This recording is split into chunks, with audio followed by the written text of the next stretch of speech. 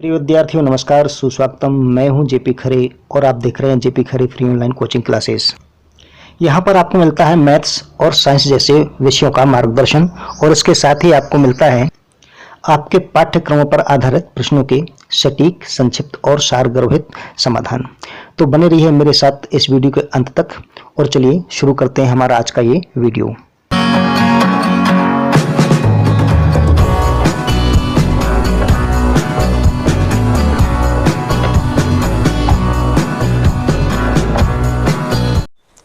Students, आज आप समझेंगे क्लास 10th से एक्सरसाइज 8.1 का क्वेश्चन नंबर 9।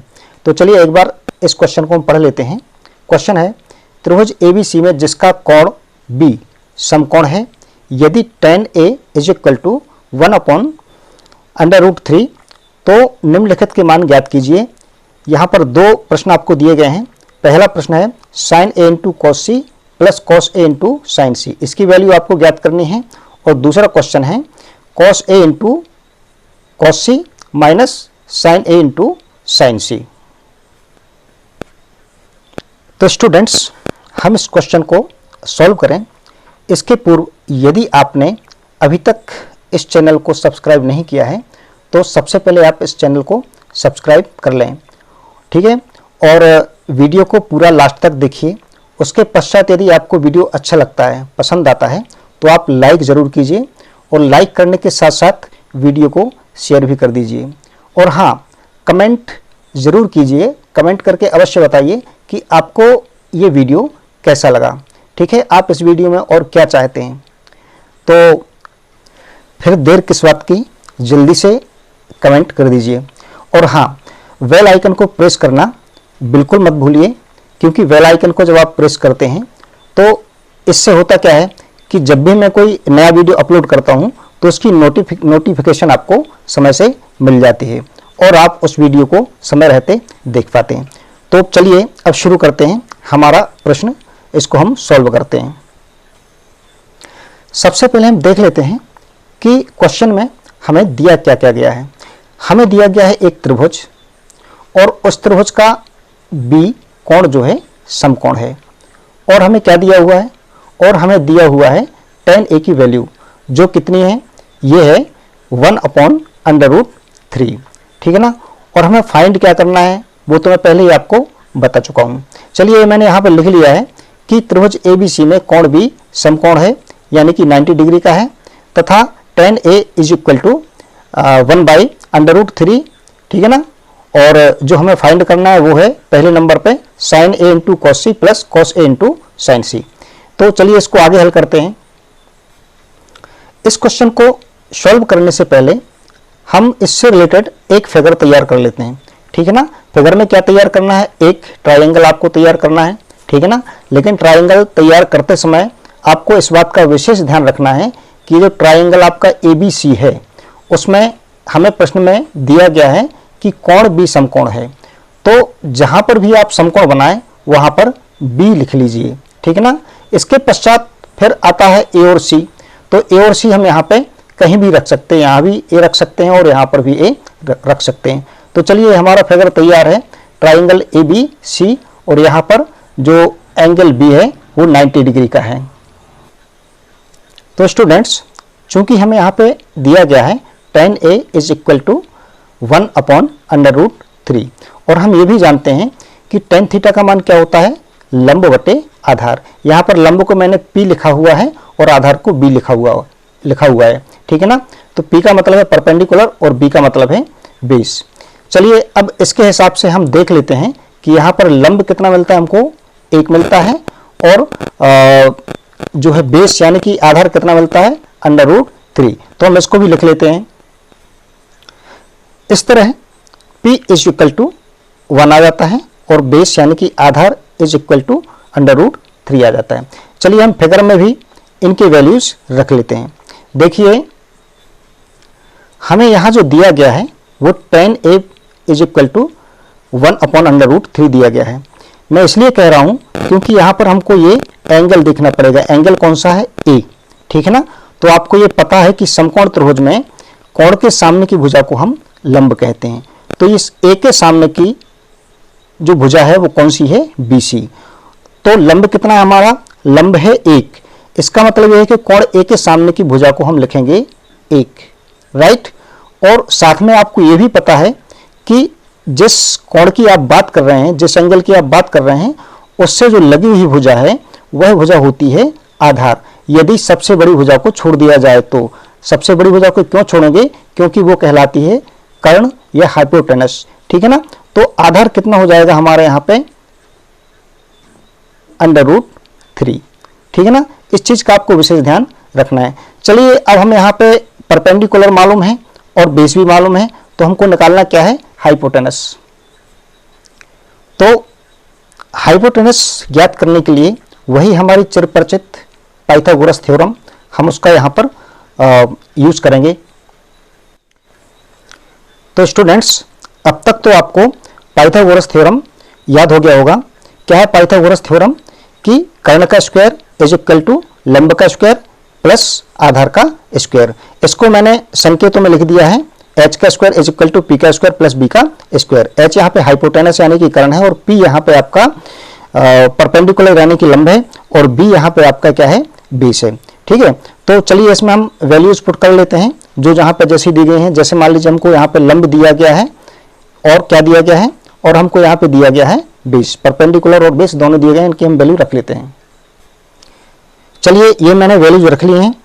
p की जो वैल्यू है वो 1 है, और b की जो वैल्यू है वो √3 है। तो p का स्क्वायर है तो 1 का स्क्वायर प्लस b का स्क्वायर है, तो यहाँ पर √3 का स्क्वायर। अब 1 का स्क्वायर कितना हो जाएगा, आप सभी को पता है कि 1 एकम 1 होता है, और प्लस √3 का स्क्वायर क्या होगा, स्क्वायर से स्क्वायर रूट कट जाएगा, और यहाँ पे आपका ये 3 आ जाएगा, ठीक है ना। इस प्रकार से h का स्क्वायर कितना आ गया, h का स्क्वायर आ गया 3 + 1 = 4। इस तरह हमें h स्क्वायर इक्वल टू कितना मिल जाता है, 4। अब हमें h चाहिए है, तो h को हम यहीं रखेंगे। स्क्वायर का क्या करेंगे, स्क्वायर की हम साइड चेंज कर देंगे। तो स्क्वायर की साइड चेंज करने पर क्या होता है, स्क्वायर रूट होता है।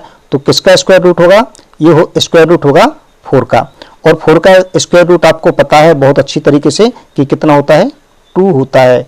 तो h इक्वल टू कितना आ गया, हमें कितना मिल गया, 2 मिल गया, ठीक है ना। तो यहां से h इक्वल टू आ गया 2। तो h की वैल्यू हमें प्राप्त हुई 2, और इसको हम यहां पे लिख देंगे, ठीक है ना, फिगर में ये। चलिए अब हमें जो ज्ञात करना था वो क्या ज्ञात करना था, हमें ज्ञात करना था sin a × cos c plus cos a × sin c। तो अब हमें वैल्यूज निकालनी है sin a की, cos c की, cos a की और sin c की। तो चलिए इनको ज्ञात करते हैं। यहाँ मैंने p, b और h की वैल्यूज लिख ली हैं ताकि क्वेश्चन को आगे सॉल्व करने में हमें कोई असुविधा महसूस ना हो। चलिए अब देखते हैं sin a। तो sin a की वैल्यू हमें ज्ञात करनी है। तो sin a is equal to क्या होता है, ये होता है आपका लंब बटे कर्ण, तो p/h। और यहाँ पर मैं इनकी वैल्यूज पुट कर दूंगा। p की वैल्यू कितनी है, 1 है, और h की वैल्यू कितनी आ गई थी, 2। तो आपका sin a की वैल्यू कितनी आ गई, sin a की वैल्यू आ गई आपकी 1/2।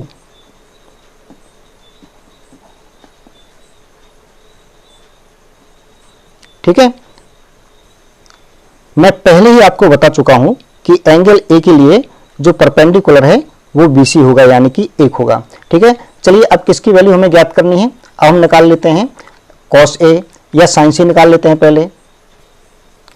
तो cos थीटा बराबर क्या होता है, आधार बटे कर्ण, इसलिए मैंने लिख लिया है B/h is equal to B की वैल्यू कितनी है, B की वैल्यू है √3, और h की वैल्यू कितनी प्राप्त हुई थी हमको, h की वैल्यू हमको प्राप्त हुई थी 2।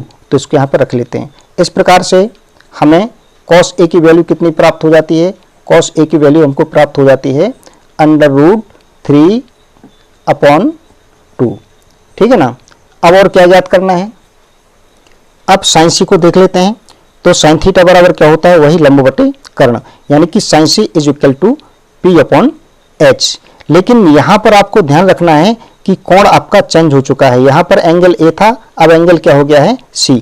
तो अब जब हम लंब को देखेंगे तो किसके संदर्भ में देखेंगे, C के संदर्भ में। चलिए एक बार फिगर देख लेते हैं। ये रहा फिगर, तो इसमें कोण C ये है, ठीक है ना।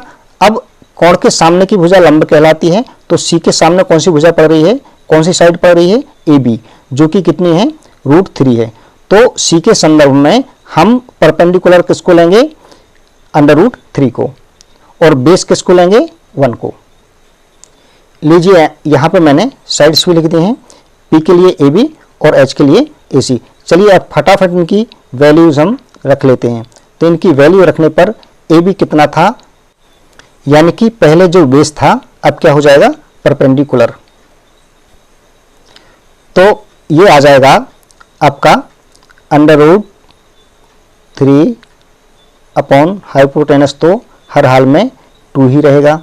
ठीक है, इस प्रकार से हम यहाँ पर लिख देते हैं कि sine C is equal to √3 upon 2। ठीक है, अब हमें क्या निकालना है, अब हम ज्ञात कर लेते हैं cos c। तो वही cos थीटा बराबर आधार बटे कर्ण, लेकिन फिर यहाँ पे वही बात आ जाती है कि हम एंगल कौन सा ले रहे हैं, c। तो जो पहले बेस था आपका √3 वो नहीं रहेगा, बल्कि बेस क्या हो जाएगा, ये 1। तो यहाँ पे मैंने साइड्स भी लिख दिए हैं ताकि आप कंफ्यूज ना हो। तो इसको लिख दिया BC बटे AC। अब यहाँ पर आगे हम क्या करेंगे, इनकी वैल्यूज रख देंगे, है ना। तो BC कितना है, BC है आपका 1, और AC यानी कि हाइपोटेनस वो हर हाल में 2 ही रहेगा। इस प्रकार से हमको cos C की वैल्यू भी प्राप्त हो जाती है। cos C बराबर हमें क्या प्राप्त होता है, 1/2। हमें जो भी वैल्यूज प्राप्त हुई हैं उनको हमने एक स्थान पे नोट कर लिया है। Sine A is equal to 1/2, cos A is equal to √3/2, sine C is equal to √3/2, cos C is equal to 1/2। चलिए अब हमें जो ज्ञात करना है उसको देख लेते हैं। नंबर 1 पे क्या था, लीजिए जो हमारा फर्स्ट क्वेश्चन था वो ये था कि sine A into cos C plus cos A into sine C का मान प्राप्त कीजिए। तो बस अब हम क्या करेंगे, इसमें इनकी वैल्यूज पुट कर देंगे, है ना। बराबर साइन A की वैल्यू कितनी है, 1/2, ठीक है ना। ये इंटू है यानी कि गुणा है, तो यहाँ हम गुणा का चिन्ह लगा देंगे। फिर cos C की वैल्यू कितनी है, cos C की वैल्यू है 1/2। चलिए इसको भी रख लेते हैं 1/2, ठीक है ना। फिर ये प्लस का चिन्ह भी हम यहाँ पे लगा देते हैं, प्लस के बाद cos A की वैल्यू कितनी है, √3/2, और फिर यहाँ पे इंटू का चिन्ह आ गया यानी कि गुणा का चिन्ह आ गया। तो अब यहाँ पे साइन C की वैल्यू कितनी है, साइन C की वैल्यू भी √3/2 है। ठीक है, अब हम इनको सॉल्व कर लेते हैं। तो अब यहाँ पे आप जो गलती कर सकते हैं, आप गलती ये कर सकते हैं कि 1/2 प्लस √3/2 को आप प्लस कर सकते हैं पहले, ठीक है ना। तो ऐसा नहीं करना है। क्यों नहीं करना है, क्योंकि जो आप बोर्ड मास का एक जो रूल है, नियम है, वो पढ़ते हैं। उसमें क्या होता है कि सबसे पहले क्या सॉल्व करते हैं हम, ब्रैकेट, फिर क्या सॉल्व करते हैं ऑफ यानी कि का, उसके बाद क्या सॉल्व करते हैं डिवाइड यानी कि भाग, उसके बाद क्या सॉल्व करते हैं मल्टीप्लाई या मल्टीप्लिकेशन, है ना, और मल्टीप्लिकेशन यानी कि गुणा, और उसके बाद में फिर कहीं आप जाके प्लस और माइनस को सॉल्व करते हैं। तो हमें सबसे पहले ये मल्टीप्लिकेशन यानी कि इनको मल्टीप्लाई कर लेना है, उसके बाद में फिर हम इनको प्लस करेंगे। तो किसका किसका मल्टीप्लाई करेंगे, 1/2, है ना, और 1/2 का। तो क्या हो जाएगा, 1 का 1 से गुणा कितना होगा, 1, है ना, और 2 का 2 से 2 2 जार 4, प्लस यहाँ पर देखिए √3 और √3, जब इनको मल्टीप्लाई करेंगे तो इनका मल्टीप्लाई करने पर इनका जो स्क्वायर रूट है वो हट जाएगा, यानी कि ये दरअसल क्या हो जाएगा, 3 3 जार 9। तो 9 का स्क्वायर रूट कितना होता है, 3।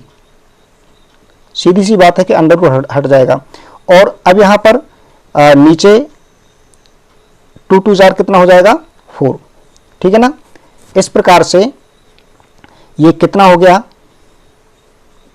इनके जो डेनोमिनेटर हैं वो इक्वल हैं, सेम हैं। तो हम न्यूमरेटर को प्लस कर देंगे यानी कि अंशों को जोड़ने को। तो 3 + 1 कितना आ जाएगा, 4, और डेनोमिनेटर इनका कितना था, 4। इस प्रकार ये 4 से 4 एक एक बार कट जाएगा, तब ये कितनी वैल्यू आ जाएगी, ये आ जाएगी वैल्यू 1, है ना। इस प्रकार से हमें क्या प्राप्त हो जाता है, sine A into cos C plus cos A into sine C is equal to 1। चलिए इसको एक बार फिर से लिख देते हैं। तो यहाँ पे पहला क्वेश्चन आपका सॉल्व हो जाता है। Sine A into cos C plus cos A into sine C is equal to 1। ये आपका आंसर प्राप्त हो गया। चलिए अब दूसरे क्वेश्चन को भी देख लेते हैं। ये था हमारा दूसरा question, cos A into cos C minus sine A into sine सी। चलिए हम इनकी वैल्यूज रख लेते हैं। कॉस ए की वैल्यू है √3/2 और कॉस सी की वैल्यू है 1/2। ठीक है ना, रख लेते हैं इसको। ये इनकी वैल्यूज मैंने रख दी हैं। कॉस सी की वैल्यू √3/2 और कॉस सी की वैल्यू 1/2 है ना। तो इनका मल्टीप्लाई हो जाएगा, गुणा कर देंगे इनका, फिर माइनस। अब साइन ए की वैल्यू कितनी है? साइन ए की वैल्यू 1/2 और साइन सी की वैल्यू कितनी है? साइन सी की वैल्यू है √3/2। चलिए इनको भी लिख लेते हैं। तो √3/2 इंटू 1/2 माइनस 1/2 इंटू √3/2। चलिए इनको हम मल्टीप्लाई और कर लेते हैं फटाफट। तो √3 का 1 से मल्टीप्लाई होकर के कितना आ जाएगा? √3 और 2 का मल्टीप्लाई कितना हो जाएगा? 4 माइनस यहाँ पर भी √3 का 1 से मल्टीप्लाई √3 आ जाएगा और 2 का मल्टीप्लाई कितना आ जाएगा? 4। हम देख रहे हैं कि ये सेम नंबर्स हैं, ठीक है ना। √3/4 और √3/4, एक प्लस का एक माइनस का है, तो इनका टोटल क्या आ जाएगा? आपको यहाँ कोई गणित करने की आवश्यकता नहीं कि आप यहाँ भिन्न को हल करते फिरें, फ्रैक्शन को हल करते फिरें कि 4 का गुणा ऐसे करें फिर 4 का गुणा ऐसे करें। नहीं, ये कुछ करने की आवश्यकता नहीं है। ये आपके सेम नंबर्स हैं, तो इनकी जो वैल्यू आएगी सेम आएगी और प्लस माइनस की आएगी, तो इनका टोटल हो जाएगा 0। ठीक है ना। इस प्रकार से हमें आंसर क्या मिल जाता है? Cos A into cos C minus sine A into sine C is equal to 0। चलिए आंसर को लिख देते हैं। ये लीजिए, मैंने यहाँ पर आंसर लिख दिया है, cos A into cos C minus sine A into sine C is equal to 0। और यहाँ पर हमारा वीडियो समाप्त होता है। फिर मिलूंगा आपसे एक नया वीडियो लेकर के, ठीक है ना। तब तक के लिए मैं आपसे विदा लेता हूँ। और हाँ, वीडियो देखने के लिए आपका बहुत बहुत बहुत धन्यवाद।